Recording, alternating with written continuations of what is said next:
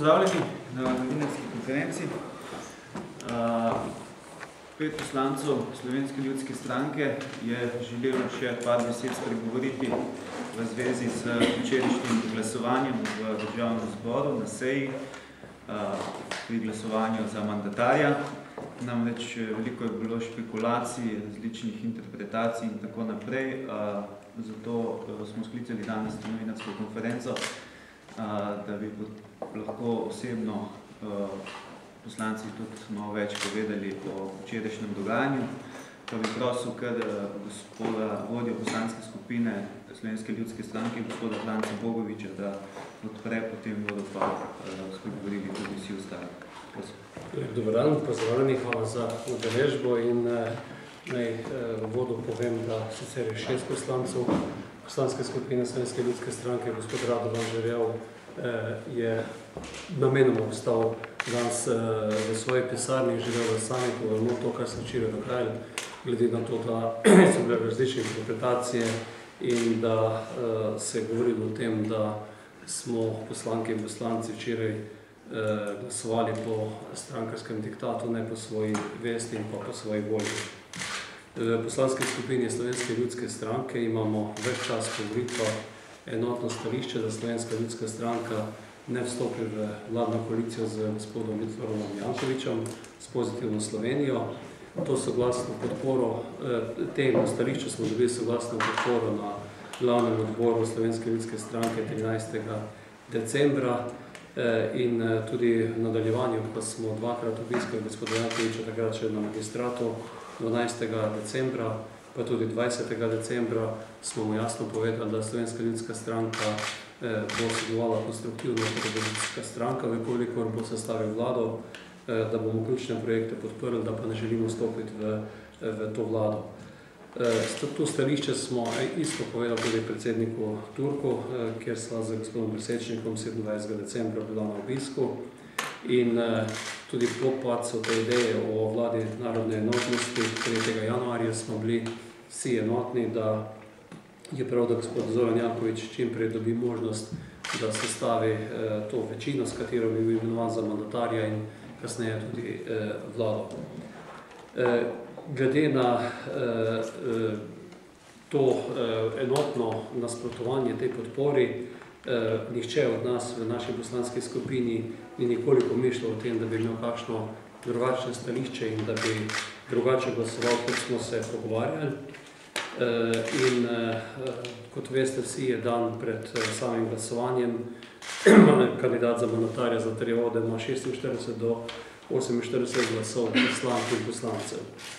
Na predvečer tega glasovanja se je moje ime poslanca Franca Bogoviča pojavilo v enem od časnikov kot potencialnega prebežnika, ki bi naj podprl gospoda Jankovića. Novinarka tega časopisa me je poklicala, tudi korektno zapisala, da sem demantiral to zadevo. V istem prispevku je bila tudi Slovenska ljudska stranka kot poslanska skupina omenjena strani ene od strank, da je mogoče potencialni prebežnik ravno v naši stranki. Ta zadeva se je nadaljevala tudi v ponedeljek, ko je tudi strani enega od radijev bilo mi direktno postavljeno vprašanje, ali bom res podprl gospoda Jankovića kot mandatarja.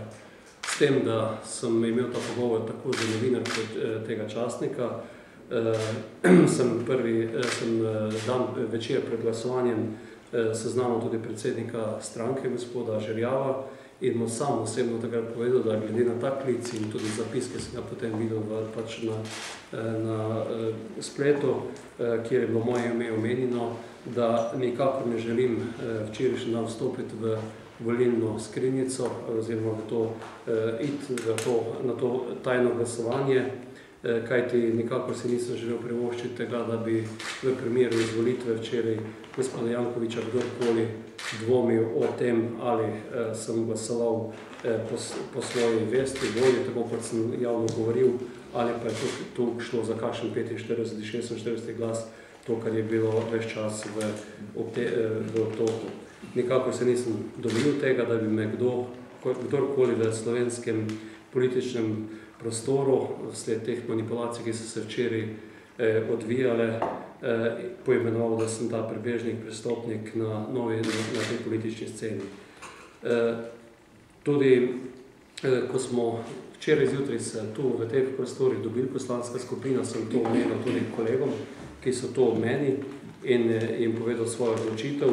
In v tistem pogovoru na poslanski skupini je potem tudi nastala ta odločitev, da nihče od nas ne prevzame glasovnic in na takšen način enako izrazi svojo voljo, da v sistemu tajnega glasovanja, kjer šteje samo glas za, pač pove, da se ne bo tvegal tega, da bi kdo manipuliral z njegovim imenom kot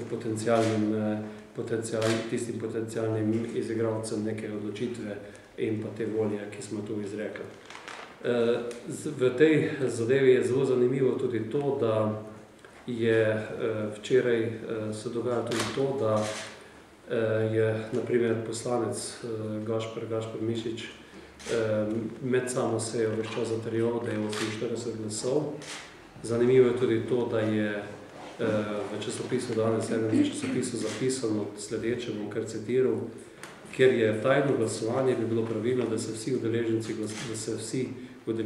udeležijo glasovanja. To, kar se je zgodilo zelo nerodno, v poslanski skupini bomo razmislili, kako naprej, saj se lahko še marsikaj zgodi. Pred glasovanjem sem napovedal, da imamo skupaj manjšinskima poslancema zagotovljenih 48 glasov. O imenih ne želim govoriti, saj bi lahko prišlo do novega glasovanja. Ti trije so se sami ponudili, da bodo dali glas za našega mandatarskega kandidata, nobenega nismo klicali. O prestopih v našo skupino pa se nismo pogovarjali. To je citat poslanca Pozitivne Slovenije.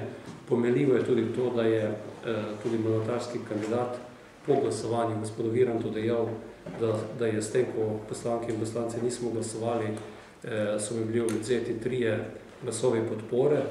Zato tudi sam tu javno pred vami pozivam tako gospoda Gašper Mišiča, kakor tudi gospoda Zorana Jankoviča, naj v stilu, ki sta ga včeraj uporabljali tako naš predsednik, kako tudi poslanka Maša Kociper, pomožko povesta, kdo so ti 3 poslanci, ki zagotavljajo to, in da naj v skladu z evropskimi normami tudi povesta, s kom bo najprej gospod Jankovič izvoljen za mandatarja in s kom bo tudi sestavil vlado.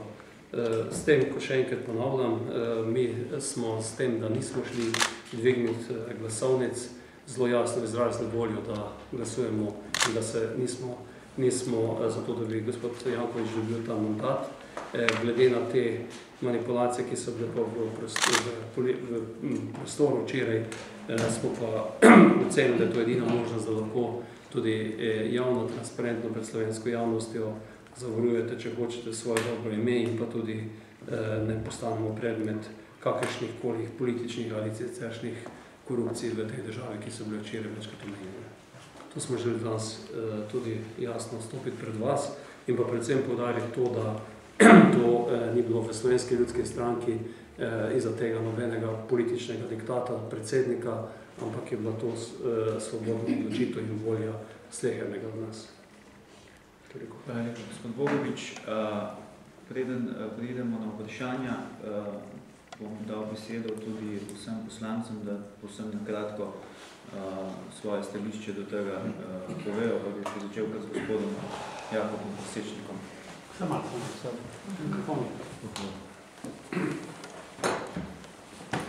Jaz bom kratek. Se nimam kaj več niti dodati. Dejstvo je, da jaz sam osebno sicer nimam nobene prakse v tem, da bi me na kakršenkoli neprimeren način lobirali v preteklih 15 letih, odkar sem soudeležen pri teh odločitvah v državnem zboru in vmes tudi na vladi. Tako da to je ena resnica. Drugo je to, da pa po tolikih letih, tudi včeraj sem rekel in nekaterim vašim kolegom to, da si pa res ne želim, da bi kakorkoli da bi kdo z mojim imenom manipuliral v slovenski javnosti in da bi me obtožili kakorkoli, da eno govorim, drugo pa delam. Pri nas je bila jasna odločitev, tudi jaz sem bil na teh, bi rekel, pogajanjih ali predstavitvah, kakorkoli že rečemo, dveh, kjer smo bili z našim predsednikom pri kandidatu takrat po volitvah, kjer je bilo naše stališče, kot že rečeno, jasno negativno, da v to koalicijo njegovo ne vstopamo, in tudi pri vseh drugih izjavah smo to jasno govorili. Ampak sej, tu ne gre zdaj v tem primeru, ne gre za to, da tisto, kar rečeš, da tudi narediš, in če kdo dvomi v to, oziroma če se zatem pojavlja nek dvom, da se pa pod mizo dela nekaj drugega, to je pa treba seveda preprečiti. In ravno to smo želeli z tem našim dejanjem tudi storiti. Da dejansko dokažemo, da to, kar rečemo, to, kar govorimo, da to tudi storimo. Mi smo od vsega začetka, kot rečeno, nasprotovali tej kandidaturi, mislim, da to legalno in za pokritje, seveda, kot vsi drugi imamo organe stranke, sklepe stranke in tudi osebno, seveda, tako mislimo. Tako da nič drugega ni bilo pri tem. In kot rečeno, če še sam ponovim osebno, ker govorim osebno, ne bi rad, da bi kdorkoli govoril, mogoče je pa ta tisti, ki je drugače govori, kot pa dejansko dela. Hvala. Hvala lepa. Gospod poslanec Franc Košič. Hvala.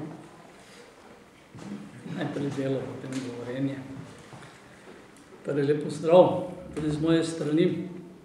A ni bil včeraj moj nasmeh na kamerah dovolj pomenljiv, ko ste me spraševali nekateri, ali so nas v poslanski skupini prepričali, zahtevali in tako dalje, da ne glasujemo, da ne dvignemo glasovnico. Kaj mislite, kako bi se katerikoli od nas, vsekako pa seveda lahko rečem za sebe, ne? Jaz sem verjetno eden izmed tistih, na katerega se res da zelo vplivati, ne? Katerega se res da vajeti, voziti, ne? In ti Janez Janša ni uspela, ne? Kaj šele drugače, ne? Skratka, kaj mislite, kakšen izraz bi imel človek na obrazu, če bi bilo to res, ne? Ali bi imel takole, ali bi ga imel takole, ne? Torej, verjetno je to popolnoma jasno.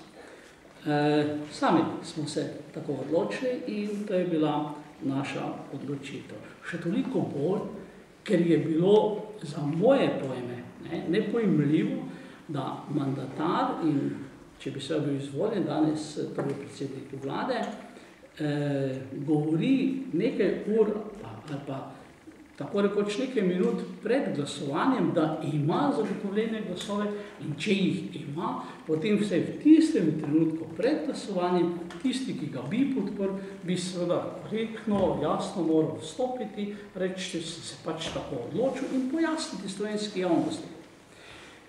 Tajno glasovanje na takšen način, da pa bi torej govoril pred javnostjo drugače, delo pa zopet drugače, pa je seveda za mene popolnoma nesprejemljivo in je to najvišja politična korupcija, ki si jo lahko sploh predstavljate v državi. Ker seveda takšna odločitev ne pomeni 10, 20, 100 tisoč evrov. Takšna odločitev pomeni, v katero smer in kako se bo država razvijala ali se pa ne bo razvijala. Ali bo centralizirana ali decentralizirana.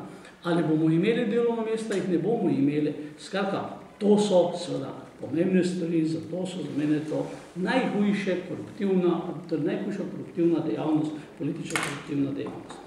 Moram povedati, da me je kolega, ker je že tam 96. smo bila prvič skupaj, mogoče si zato malo več tudi upal kolega Jankič, pravzaprav bil zelo žaljiv do mene in seveda posledično tudi do Slovenske ljudske stranke, češ niti govoriti ne upate. Ko so se kolegi poslanci odločili, da ne bodo nastopali ob tem, tako nekateri drugi, sem se jaz odločil, da bom. In ni bil noben problem, celo več. Veliko časa je bilo potem pravzaprav na razpolago za tisti, ki smo se pač odločili.